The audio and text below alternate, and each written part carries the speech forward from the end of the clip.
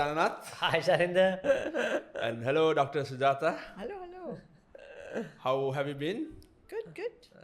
So today it's a special day for us because it's the first time we are having 3 people at the table. Yes. Right? And it's a new table for us as well. Yes, And I think we can say we took a 1 week break Yes. to get this arranged. It's after a 1 week break. So it's like an athlete who is trying to avoid burnout and takes a break and then comes back refreshed and ready for Looks good. yes, ready for something much better. Run faster, jump higher. Absolutely, and I think we have the right person. Yes, so we have the right person, and so just a basic introduction to you, Doctor. So Dr. Sujata Gamage is an education policy analyst and also a senior research fellow at Learn Asia. Thank you for joining us today. My pleasure. Yes, you're going to add a valuable element to this conversation. We have been talking for a while, just the two of us. So Mainly economics and kind of politics. Now you have to bring the education side of it because Yes. I don't think none of us are qualified. Exactly. Harry and I are not qualified to speak. Politics are, they are inevitably policy and politics. everything is yeah. Everything is politics. But this education now, I mean, this is a pretty hot topic. It has been a hot topic for the past couple of months, and you know why? Because of the education reforms. So just tell me, Doctor, in your honest opinion, are the reforms the need of the hour? Are they going to tackle the big issues in our education system?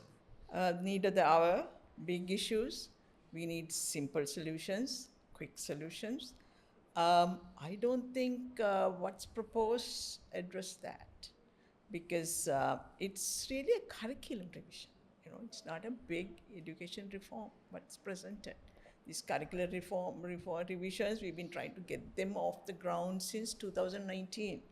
And it's gone through 4 administrations. It started with the Japan government end of the days, and then Gotabe, and then Ranil Wickremesinghe, and then now Chandrasena. So finally we got it off the ground. These are things that the National Institute of Education should be doing anyway every 8 years, right? So you mean to say the revision time for a curriculum is generally 8 years? 8 years.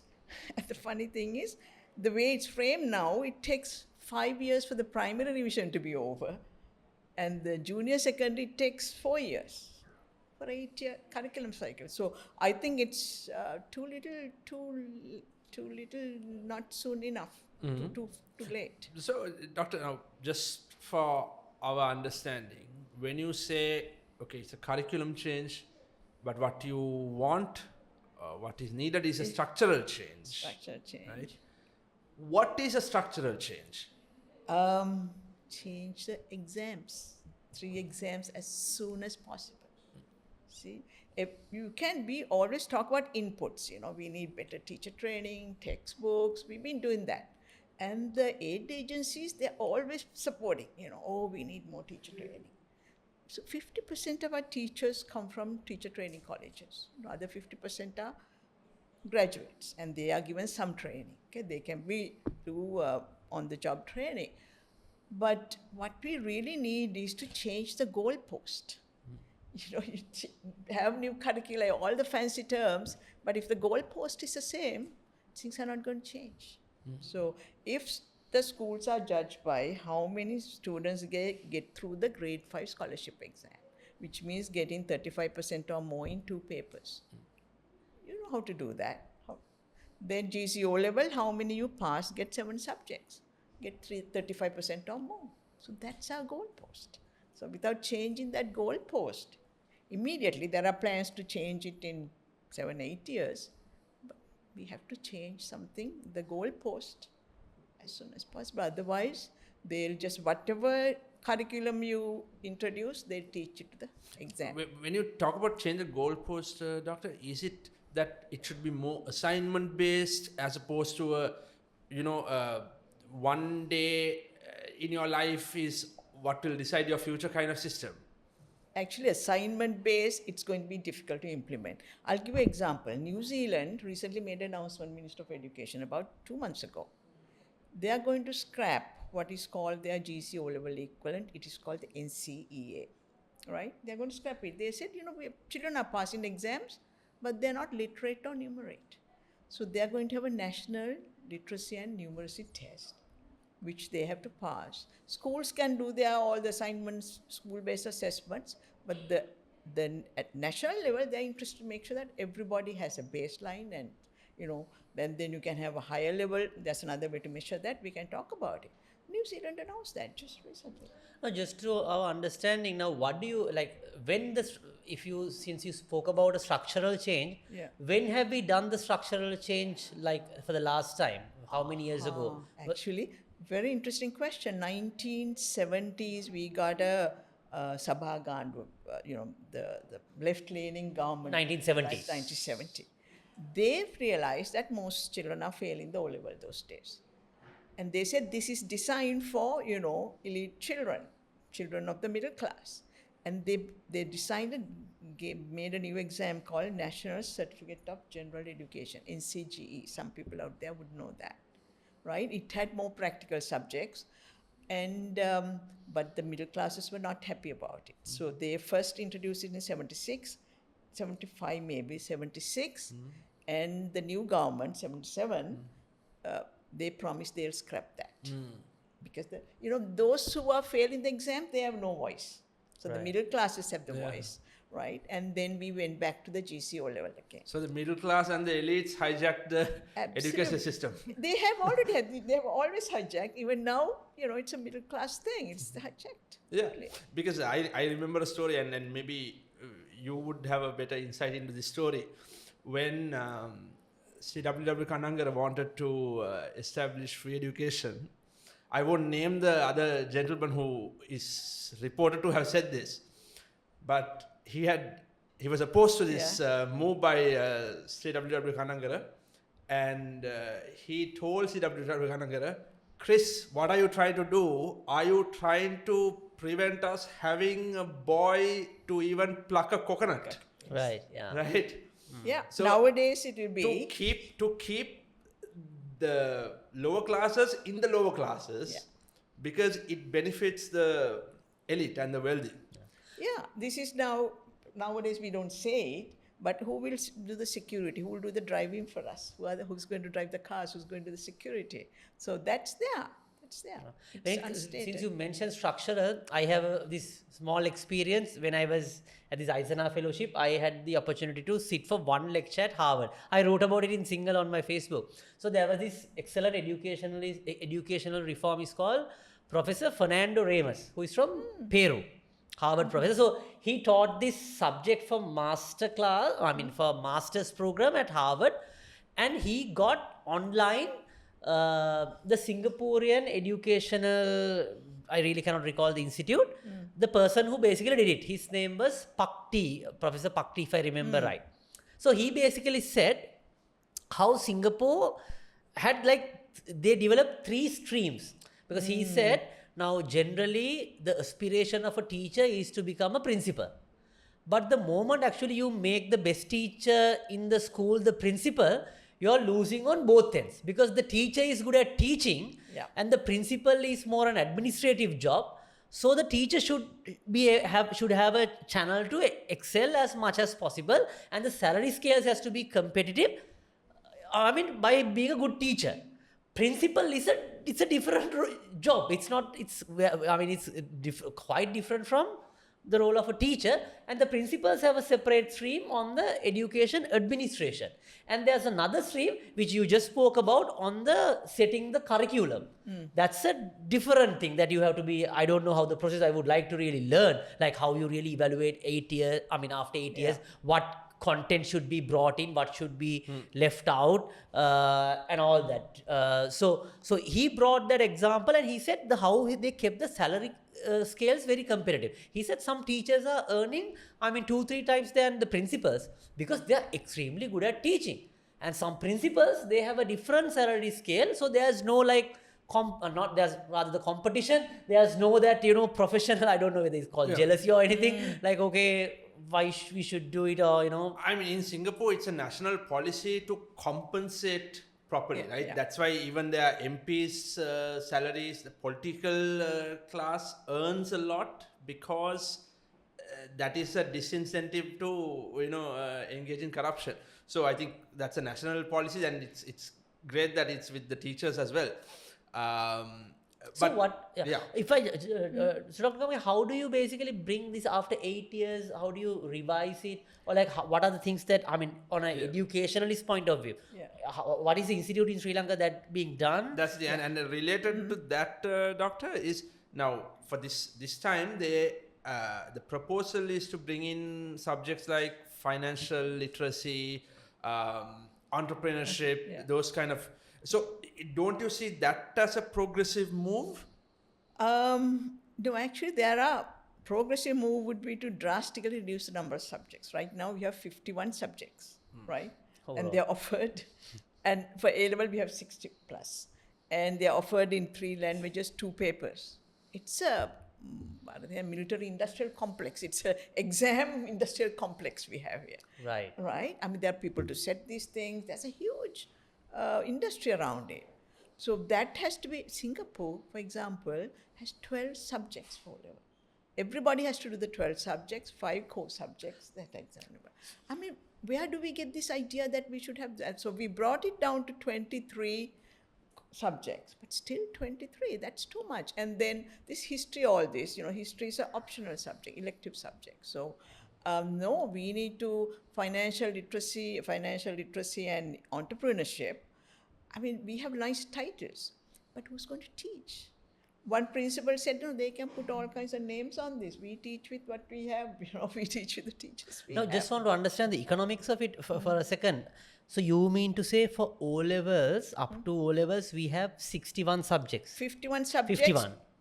On the books, but On the the book. students have to do only 9. 9. So basically, Yeah. okay. So is that a reason why some classes become like, 2-3 students and there are no teachers? Because I'm sure there are some subjects like only like 4 people is interested. I don't know. When I was studying, there was this Natya Haranga Kala, and like the kids has to like, take their chair and like move out, and then under a tree or something that is that what you mean to say? Yeah, but for all practical purposes, schools offer only about 14 subjects. Right. There's 50.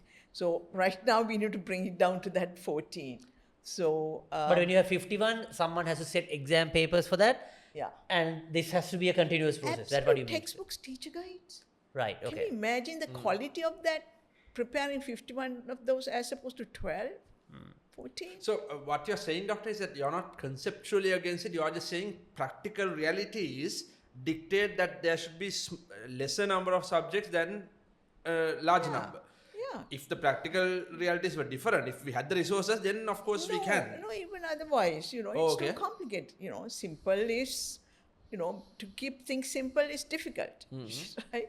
So, no, we need to keep it simple. When you look at practices everywhere, if you take China, the Gaokao is the GCA level equivalent.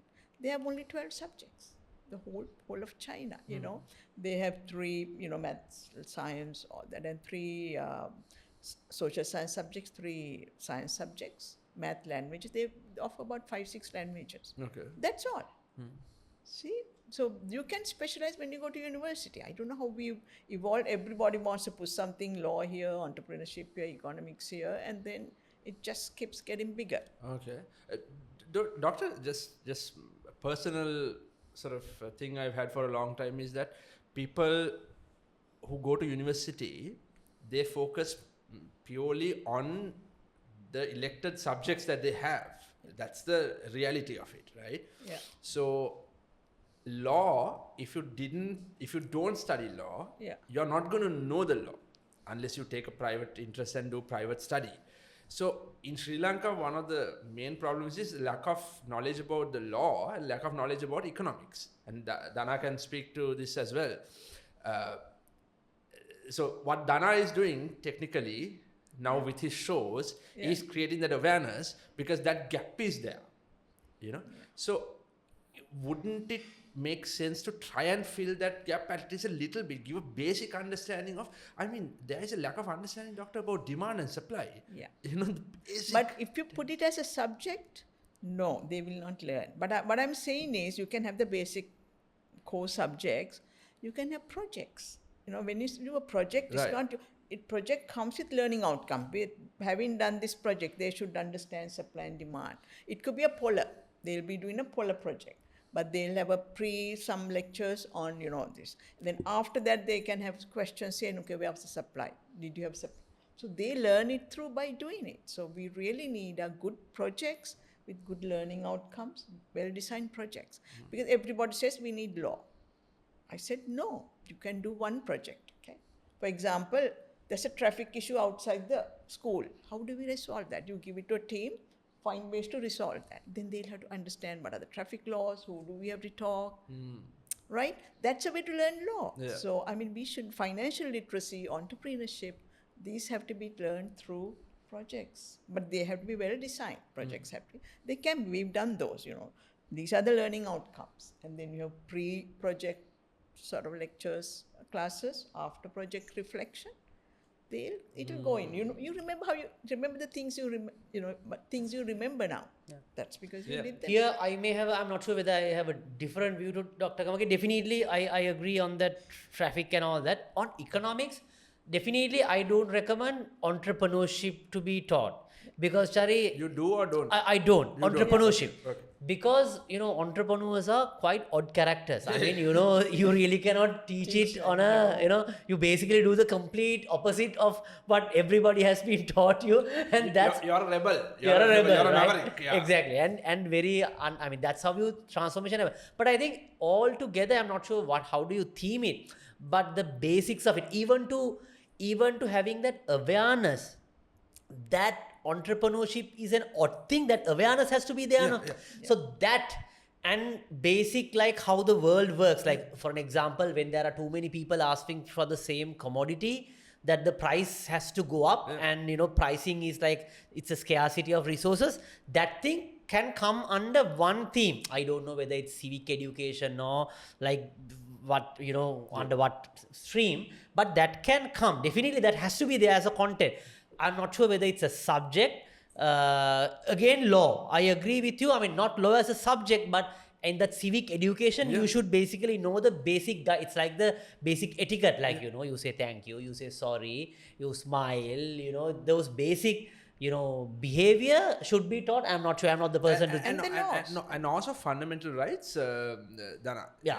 Complete lack of understanding about fundamental rights. Correct. But not as a subject. Like, you just bring it under one stream. So you cover the learning outcomes or whatever that the educationalist terminology that you can say, but not as a subject. But definitely that education, the economics content and law has to be there somewhere, but not as a subject. It covers in the... Because I am actually not partial towards entrepreneurship. I just brought that as an example. Correct. Because they have put that in. Yeah. But for the longest time, I've believed law and economics. I learned economics after, I learned economics at a later stage in my school career. Before that, I didn't have any basis. And law, I didn't learn at school at all. I studied law afterwards. If I didn't study law, I wouldn't know even the little bit I know now, right? So you get what I'm saying. So this is most people's plight, and they don't even realize that it's a problem. Yeah, but we can learn all that. As I said, that Singapore has these 12 subjects. There's no subject called law. There's social science, but there's a project. So projects you do every term, there's a project. So projects have to be really well designed, as I said, everywhere. So at the end of the day, we should make sure that they have the learning outcomes in law, learning outcomes in economics are there within the projects. So no, I think we can't introduce any more subjects into the curriculum. It's just, we really need to release the curriculum. Because social emotional learning, where do you learn it? Now, then I have a question. Now, what is going to happen then? Like, okay, if we bring down the subjects, now I'm sure there are teachers, so we have to retrain them, and how do we basically assign, Oh, that's a problem for them. Yes. But of course, there's no point if you have too many subjects, no point just for the sake of fully filling the teachers' jobs. No, but I also wonder whether technology can come in handy in this scenario, where one teacher could teach a large number of students, not in like the tuition class kind of way, But if you have a limited number of teachers who are qualified to teach a particular subject, Yeah. whether technology could be used to take that to the provinces itself. It doesn't have to be live. Yeah. It can be a recording, right? Because at least that will fill the gap. Yeah. I believe it's still better than somebody who's not qualified trying to teach that subject, because wrong information is sometimes better than no Yeah. information. Actually, no. Actually, teaching, schools play a very important role that we don't recognize. Keeping children off the streets. So when you put them in the classes, you need people. There's a babysitting function, not babysitting. It's called loco parentis. It's they're acting in place of a parent in the school. I mean, just imagine. I remember the first day I left off my youngest one in school and put her into the bus, and the feeling, somebody else is in the bus, driver is taking them there, and in the school, this is in the US, right? So the teachers have that function, and it's been practiced. You have master teacher videos or whatever, but the teacher has to direct the class. Of course, yeah. There has to be physical presence there as well. Yeah. So they can be, if there are difficult, they can be just the animate. I don't know what's the word. They can be the managers of the class. Absolutely. So they will have to, redefine that role. Yes. Redefine that role. Yeah. And we need managers. We need lots of managers. Absolutely. So these teachers will have, but we need master teachers, and they are teaching recordings and things. Yeah. No, I think, Chari, it's important that we just going a quick step back. Why this conversation is so important? Because when you speak, like I also reflected through, because now every parent, even when as soon as they get married, they are thinking of the kid. I mean, when they come to the stage that they're thinking of the kids, they think of, okay, to which school that I'm going to send my kid and all that. Now, how long before you start thinking that? No, I actually haven't thought about it now. I think we all think about it. It's like you're thinking about the wedding, not the marriage. Like, you think about the school, but you're not thinking about what the school is going to teach my kid, because that's the most important thing. So I think that's where this conversation is very relevant, because everyone wanted to, they change their birth certificates to, residence to everything to get their kid to a good school. But no one really focuses on what is being taught and how they are being taught, and whether actually we are teaching them in the right way. I mean, what's the point of sending your kid by spending most of your wealth and teaching them the wrong thing, or teaching So this concept, now this government has spoken about everybody having a good school within a 3-kilometer radius. Right? That doesn't mean that there's a school every 3 kilometers. Yeah. It just means it's a radius of 3 kilometers. You can find a decent school.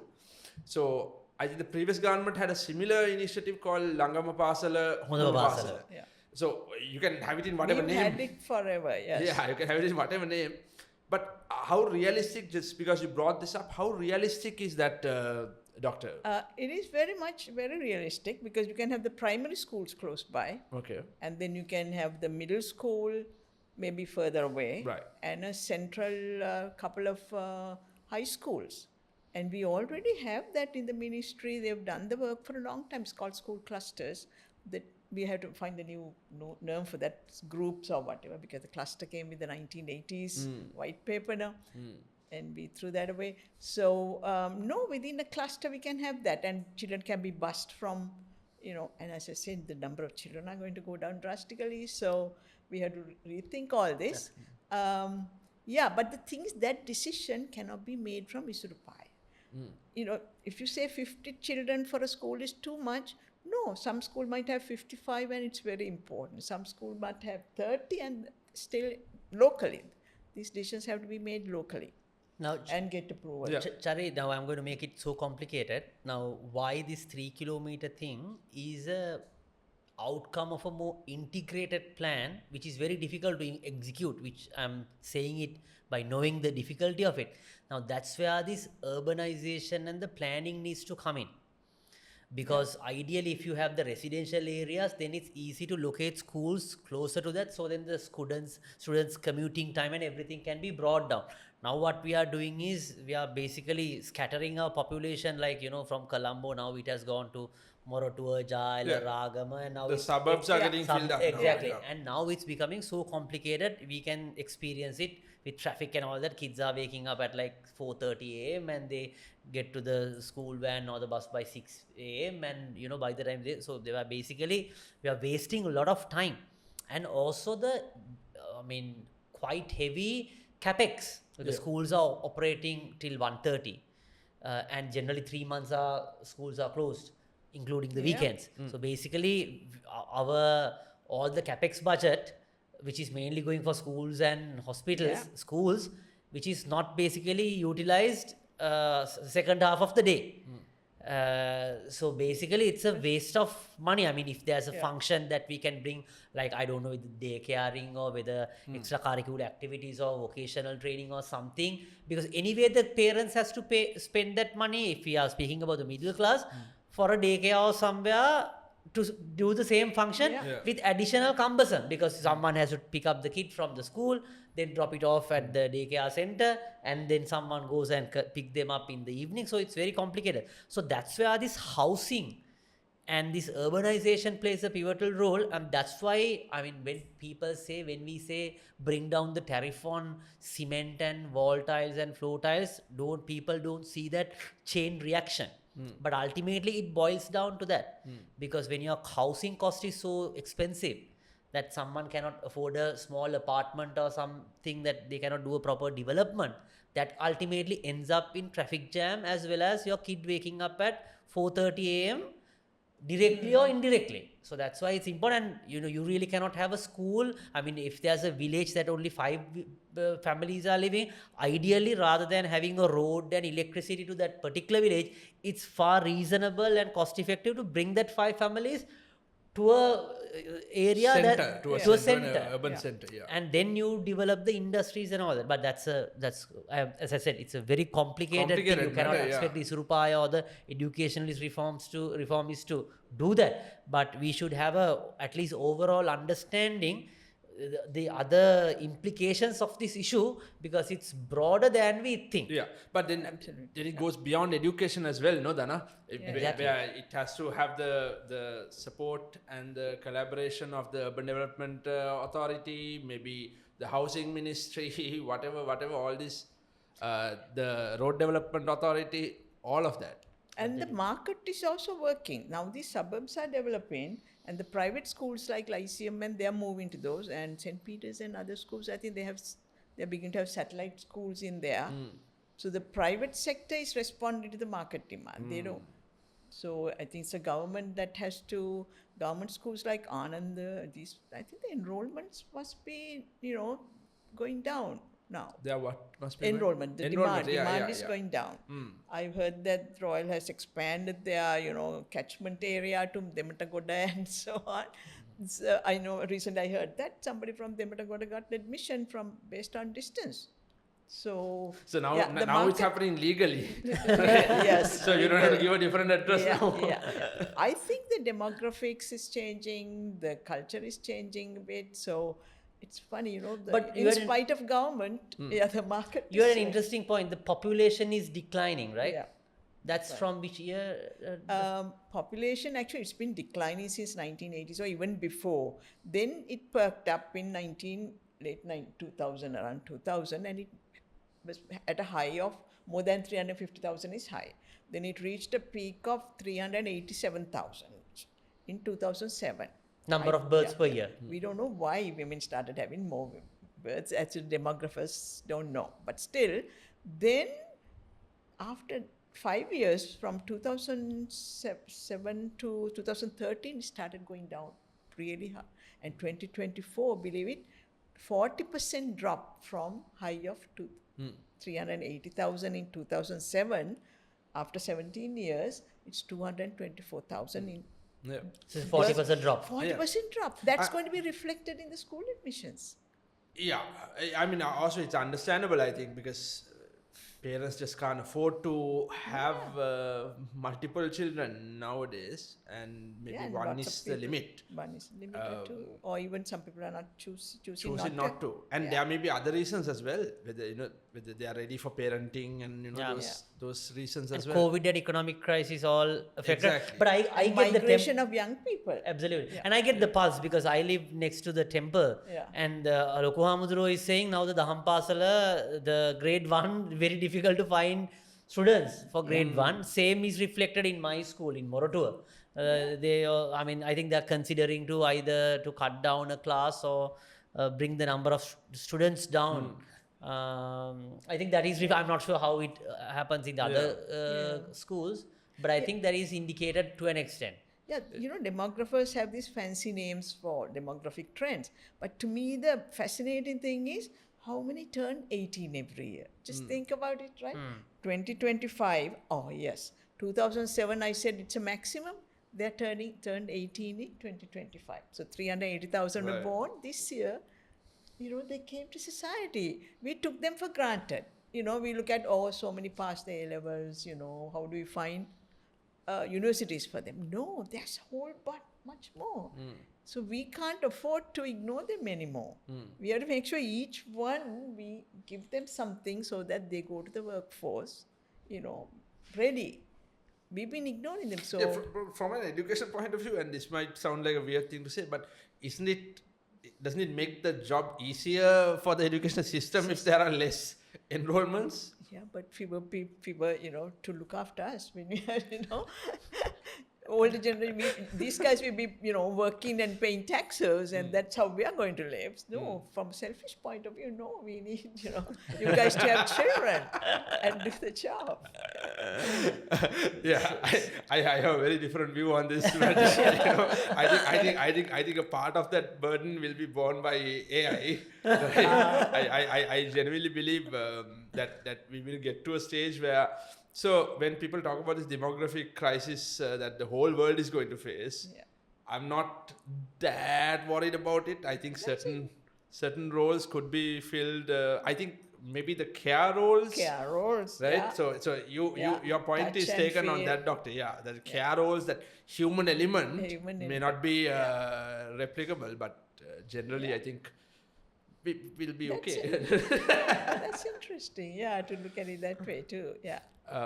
But generally, getting back to the education point, doctor, is there any sort of engagement that you've had with the government on this matter, that you're on the wrong track, this is what you should be doing? Actually, we've been writing, through not directly, but from outside, yes. Actually, I was in the previous government, 23-24, 22-24. 22-24. Yeah.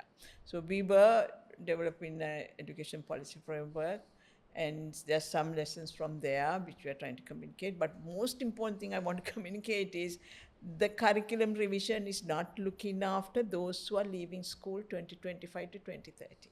The critical time. Because by the time those who benefit from this leave school, it'll be 2029, 2031. 2029 when they first leave the O-level. And so too little, too late. I mean, these next 5 years are so critical. So you're again talking about the 2007 bonds now, right? Yes. That they are the ones who are leaving school. Yes, now. Exactly. And we are enjoying that sort of dividend. And dividend is going to end in 30. Remember, I said 2013 was the higher. 7 was higher, but 2013 we had about 350,000. From then it going down drastically. So we have these 5 years also. 5 years are very uncertain times. I don't know, maybe I think the most uncertain faced by humanity even, right? Climate change, AI, economics, the whole world order is changing. Yeah. So these are really critical times. And you can do curriculum revision starting with grade 1 and grade 6, and next year we do grade 2. It can happen, but we have to think about these 5 years. We really 25, 20, 30. But what can be done, doctor? Yeah, I mean, exactly. What are the structural... Isn't it, and also, isn't it a bit too late now to do anything about it? No, what I'm saying is have this numeracy and literacy tests for an English test for everybody, national test. So instead of teaching to get 35% in a paper, right. What I'm saying is make sure everybody has that. There are 2 levels. One is basic level, and the other one is we need to make sure those who pass the exams actually learn something. Right now, they're actually not learning something, because our exams, if you compare them with international benchmark, they're way, way behind. We know, we have the evidence to show that. Because there are two exams, international exams, several others, but two main ones, PISA and TIMSS. PISA is Program for International Student Assessment. OECD does that. And TIMSS is Trends in International Mathematics and Science. When our children who ace our exams, they do this, they get 50% less marks for those. So two things we have to do. The basics we have to test immediately, so that, you know, children who leave school now without anything to show for it. And those who are joining the labor market, they have a certificate to show that they have literacy and numeracy. Not only a certificate, they'll have literacy and numeracy. Literacy, does it mean the what does it involve exactly? It's not the old literacy is the basic literacy is to be able to read a sentence. Yeah, exactly. This is actually, literacy is now broadly defined to know how to get information, how to understand it, synthesize it, and communicate. So it's like, you know, your test would be like not on a subject, but you are given something, and to interpret that, you know, something you would see in a newspaper or whatever. Those are the kinds of tests you will do for them. So something that you can't just memorize and parrot out. Exactly. Which is what most Sri Lankan exams are about anyway, right?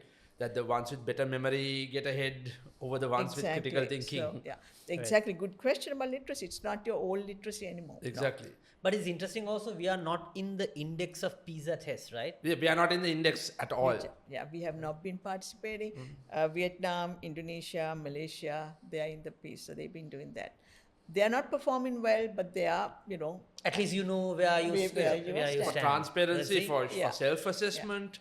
Yeah. So our ministry, actually, sad to say, they have been resistant to publicizing these reports. The reports are done by NEREC, National Education Research and Evaluation Center at the University of Colombo. They've been doing this in 2014, 16 and 20. They've been doing this. Oh, so the evaluations are done? These are samples. Right.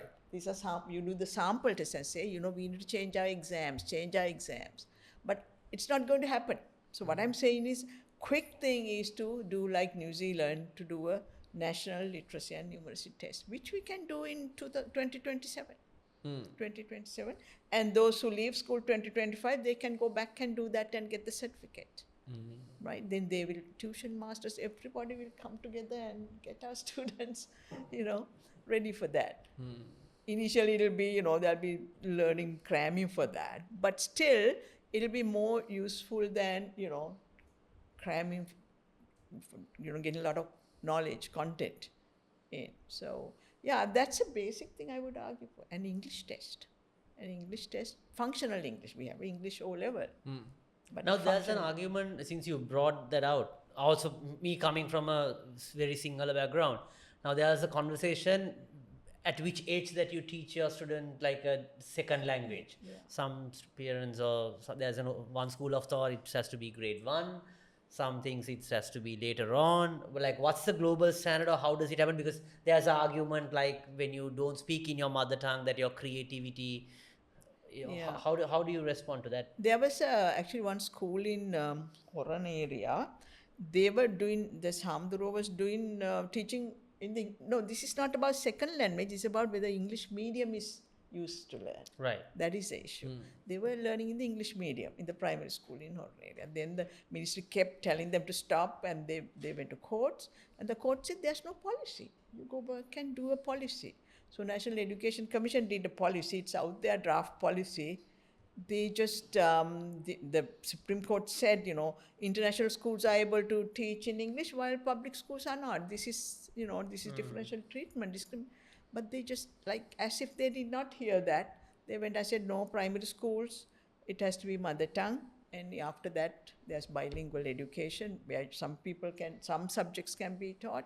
So the policy is very outdated, because the experts said from primary you can do bilingual, at least teach one subject in English medium. So, but all these are difficult things, but we have something called ABO, Activity-Based Oral English for Schools.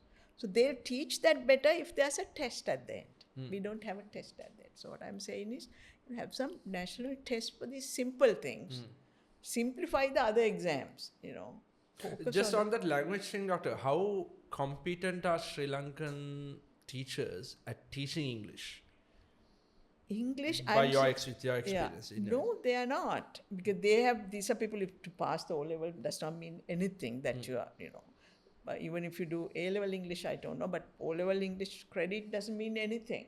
But the thing is, we can't wait for the teachers to become competent. English is where we can have apps and lots of technology. Right. Yes. What I'm saying is, if we wait for all the input to come together, we'll be waiting forever. Right. What we should is focus on the outcome and set the goals on the outcomes we want. So this is something I've been trying to get into even in the previous government. They're so used to input. No, we need more teacher training, better textbooks, everything. So I think change the goals. Chari, I also want to know from you, since you are quite, conversant in this political, spectrum, like how does this education thing, in your view, has taken it on a political ground? Because there's also politics. Generally, when a government tries to bring education reform, opposition, whatever, they always they are opposing it. Yeah. And the history subject comes on and off, and every time there's something comes up. And that's the thing. That's the sad thing, Dana. That now when we are talking to Dr. Sujata, right? It's a substantive discussion, right? So she's at odds with the government on what the path forward is, but it's on substantive grounds. She's saying this is the wrong way to go, this is the right way, I would do it. When it gets minimized to is history compulsory or not? Yeah. Absolutely. I'll tell you a bigger problem. I have a problem with Sri Lankan history, the way it's taught in schools. Why does history stop in 1948? Okay, and I think it's still the case. When we were in school, right? When the two of us were in school, did you learn anything apart from the fact that Sri Lanka became a republic in 1972? Those little milestones brushed on. Did you learn anything about post-independence Sri Lanka? What an interesting history we have. We've had 2 assassinations of heads of state, right? Well, the leaders in their respective times. We've had a civil war, 27-year-old civil war. We've had clashes before that. We've had 2 insurrections. Right? This is stuff that we've had. We've had 2 prime ministers at the same time. Right? This is fascinating history. But it's not being talked about, and I understand the reasons, also the practical reasons, because whichever government is in power at the time of formulating that curriculum will, erase the unfavorable bits. So, but if it's led by independent educationists, I don't see why we can't. I would have been so interested in history if without just learning about the kings. Yeah. Right, and the insurrections we did to gain independence, I would have been so much interested. No, very interesting point. Slightly out of the conversation, but on that point of history, why only particular part being taught?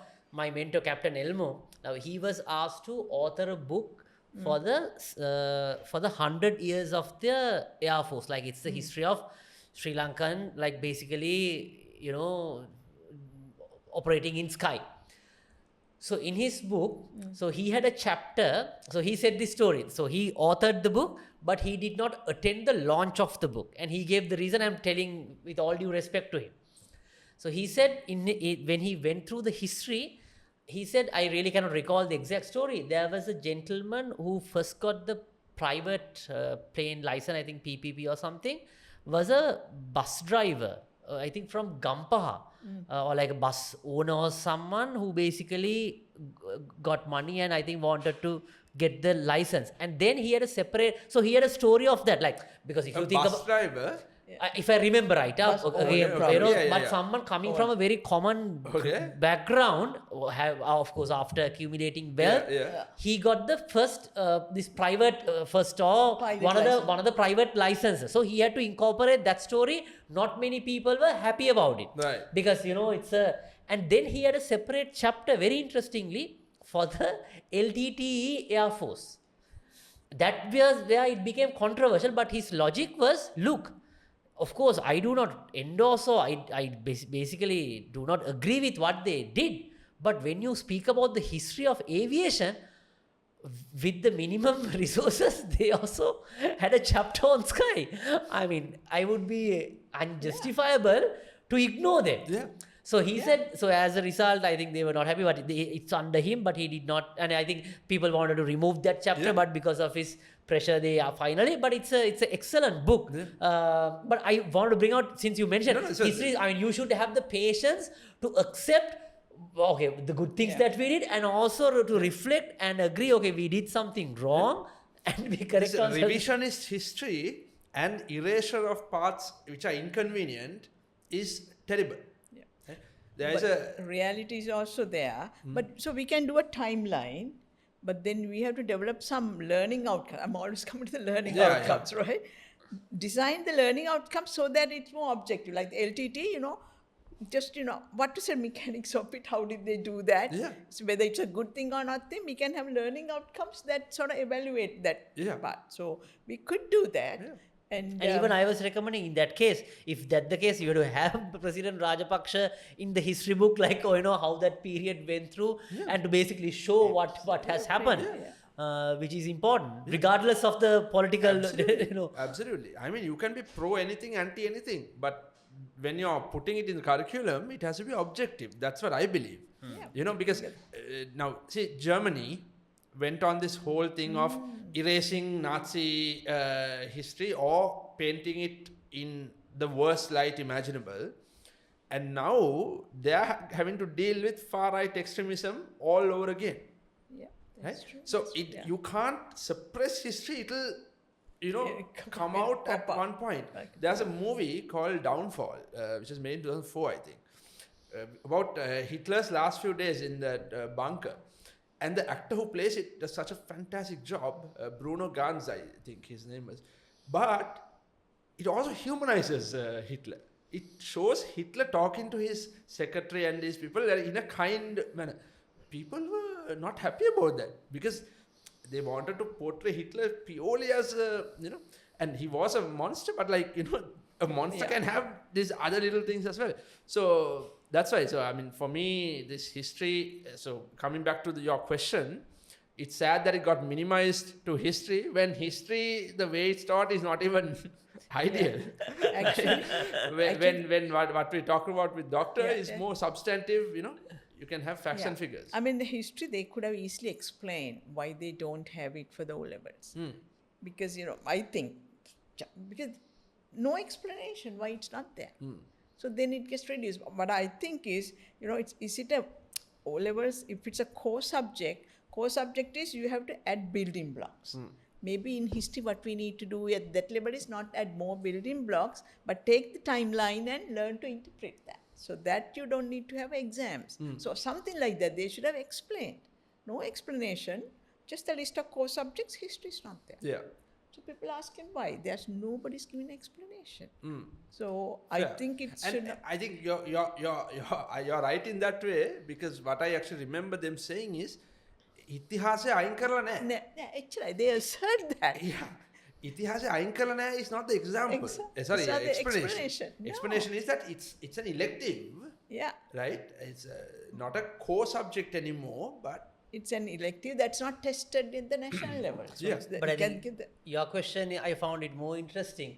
While you debate on whether history is in the curriculum or not, you must go back and check whether our illustration of history is whether we are teaching the right history. Yeah. Right? Are we really? Because I've never believed that. Because no point arguing whether history is in the curriculum or not when you're already teaching the wrong history. We are teaching about Uwe Wellassa Kerala, right? And that's important. But aren't these incidents important? SWRD's assassination, doesn't it say a lot about? And have you looked at the history O-level paper? There are about 50 multiple choice questions. Gosh, nobody can answer those. You really have to remember so many facts. So the way that's why it rewards memory, Dana. Yeah. So actually, it is whether we test it at the national level as a competitive national exam or not. Exactly. So they should have done an explanation. There's nobody in the government. It's not the minister who should go around and explain. You know, National Institute of Education. You asked about that. Singapore Yeah. National Institute of Education is part of the National University of Singapore, and they should go around and explain this to people. Nobody's taking a stand. So Yeah. that is.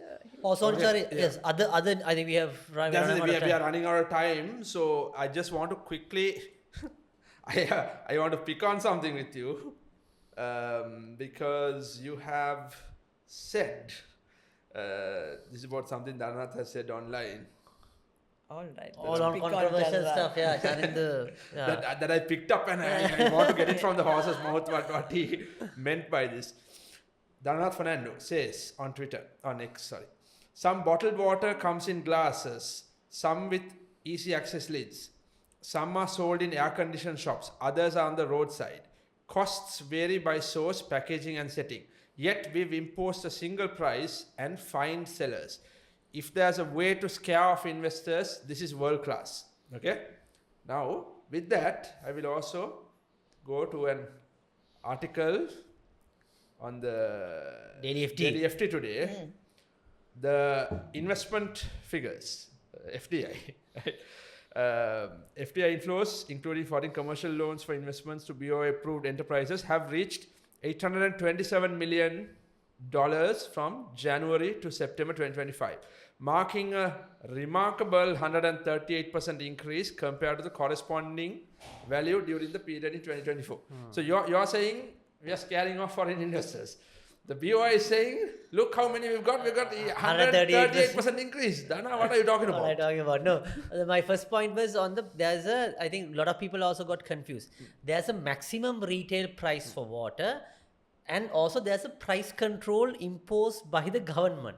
My comment was mainly on the price control, because when you impose a price control, that's a way that to scare the investors. Because the pricing is a function of a lot of things. That's what I mentioned. Because water comes in plastic bottles, it comes in glass bottles, it comes in different types of lids, it comes in carbonated sparkling water. I mean, the different types. Yeah. By imposing a price control, you are capping basically the innovation aspect of it. And also think of when you are climbing Siripada, the price of a water bottle when you start the journey versus when you are near Indikatu Pahano, when you are getting closer to the summit or the peak, quite different, because what you capture as price is not the price of the water, it's the labor charges to carry that water bottle to uphill. So it basically, the pricing is it's a combination of a lot of variables. So that's what I said. Okay, someone sells the water bottles at roadside, or who enters the bus and sell it for the convenience purposes, their costing is very different. Opposed to someone who is selling it in a air-conditioned room or in Colombo 7 restaurant, different. So that point is taken, Dana. But now, just to play devil's advocate, what they are talking about is this is water. This is not air condition or some other non-essential thing. This is water. If you allow companies to decide the price of water, aren't the prices going to be pushed up over time anyway? Because the one with the greatest innovation would have it at a very high level, so that even the least innovation bottle can raise its prices. So over time, it's not going to lead to a rise in prices. In my view, not necessarily, Charlie, because water is anyway, it's something in abundance, right? And why we are consuming a bottle of water is rather the water, it's the convenience that we are using. It's not there's no water in the world and now we are going to buy water just because we do not have water. There's water in abundance, but it's that convenience or the location aspect that we get. It's when you will be always charged a premium price if you get a waterfront room in a nice hotel, or if it's a beach. I mean, if you have the beautiful view, it has I'm sure in the aeroplanes also, based on whether it's a window seat or an aisle seat, the ticketing prices are different. It's the convenient factor that you sell. So it's not that aspect. I do not, there is one can argue it's water is water. Exactly the point. Water is in abundance. I'm sure if you go to a house and ask for water, no one is going to charge you for that water. It's in abundance, but you're consuming water in the bottled form. It's rather the water, it's you're consuming the convenience. It's like when you go to a Colombo 7 coffee shop, it's not the coffee. It's the rent that you're paying like 1,500 rupees. It's not the coffee, because if you really want to have coffee, there are multiple options that you have coffee. So that's why I'm not buying the argument on that front. My point was, of course, I agree that the FDIs have increased by 138%, but having the price controls is not the way. I'll give you an example. I met a water supplier, and that's why I have some insights to this water market. Again, not a friend, no that I have any shares or any interest. Now, they said there was a UK company who wanted to import water from Sri Lanka, but they could not supply because the sources, the current source that they take water is not adequate to match their demand. Like when you have a price control, basically most likely you will make that operator run out of business, because they price it based on their cost components. I agree, some of them will keep like a higher profit margin, but in a competitive environment where a lot of other water bottle if you look at water bottle industry, there are so many players. It's pretty much in like competition wise, it's very high. So by allowing them to go out of the market, most likely you are hampering your exports and you are not attracting any investors. Now, that's a classic case. That's why I was worried when you basically have the price control, because it's investors are not looking only purely, it's only water, no. They are looking at, okay, what if I come to sell something else, and then if they impose a price control, I'm trying to do an airline, and what if they say like, people who are going overseas, there has to be a price control on the ticket. That is not, I'm not saying that we will go to that extreme, but that's an example. But on other industries, that price control ideology is not valid. That's my point. On the BOI, I think it's commendable that they have achieved 138%, but the devil is also in the details. Yeah, that's the thing. They have given the breakdown. So equity capital is about 133 million. Reinvested earning is about another 132 million. And intra-company foreign borrowings is about 231 million. And they have given a category called long-term foreign commercial loans for investments for 331 million.